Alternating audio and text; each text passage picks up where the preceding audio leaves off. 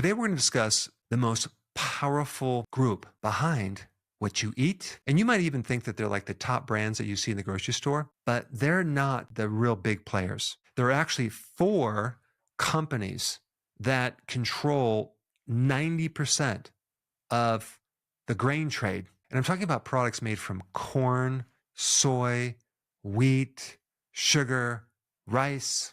You have to realize that these commodities make up like 68% of the average person's calories, at least in the United States. And this group is composed of four companies. They're kind of silent giants because a lot of people don't even know that they exist. They're the extremely powerful and influential middleman between the farmers, who they heavily control, as well as the other brands that you know about, like Nestle and Kellogg's, etc. And they have huge influence over commodities. Well, commodities are like a stock market for crops. I mean, I have a tiny bit of experience with commodities. I had no business going into the commodity market. There's still skid marks on the turnpike going right into Philadelphia. When my wife was driving with all these kids in the back seat, I thought that was the best time to tell her that, honey, I lost all of our savings in the commodities market.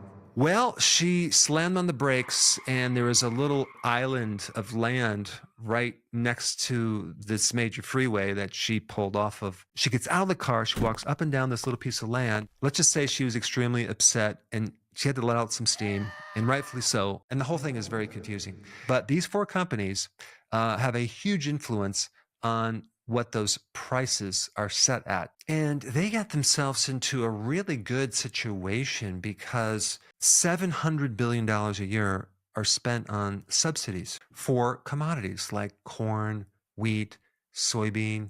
Now, there was a really interesting study in the American Journal of Agricultural Economics. If we're giving them $700 billion a year, that should allow us to buy this food for a lot cheaper. For every dollar of corn subsidy, the resulting decrease in corn prices only led to a 2 cents reduction. Wait a second, that's not fair. I just gave you $1 and I'm getting 2 cents back. Let's say you want to go buy a donut at the store and these donuts are $1, okay? So you go to the store, and what you might not realize is that you already spent $1.95 for that donut. And you didn't know it because it indirectly came through your paying for your taxes, and you bought the raw materials to make it. And then you spend your dollar. So the total amount of money that you spent for that donut is $2.95. And then, of course, when you eat the donut, you eventually have health problems. So you have to go to the doctor and pay the doctor to fix your blood sugars, your high blood pressure, your high cholesterol, dementia, your heartburn. But thank goodness you have insurance, right? But the point is that these companies got themselves in a really good situation because a lot of the raw materials are paid for by you in advance. So the four companies, A, B, C, D, the first one is called Archer Daniels Midland, and then Bunge, and then Cargill, and then Louis Dreyfus.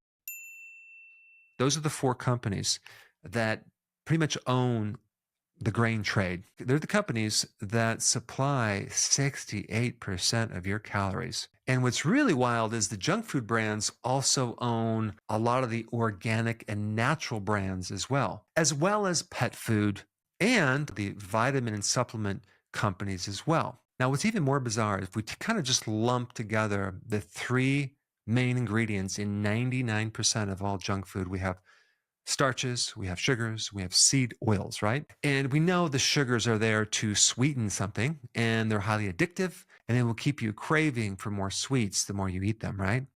The seed oils originated long ago in the 1800s with cottonseed oil. They were trying to figure out what to do with this waste, and so they decided to use it as a fuel. And then they decided, well, let's just put it in the food supply. And that was the start of repurposing a waste product from something else. And then we have starches, right? What's the purpose of a starch? The purpose of a starch is to add bulk to the product. It's not even sweet, even though a starch is a chain of sugar. I mean, it's one thing to add a filler for a product to kind of bulk up so you can sell it at a cheaper amount, but it's another thing to sell a filler that can create more of a spike on the glycemic index than actual cane sugar by a factor of 185. So if we're comparing certain sugars to starches like cane sugar on the glycemic index, It's 65 for sugar.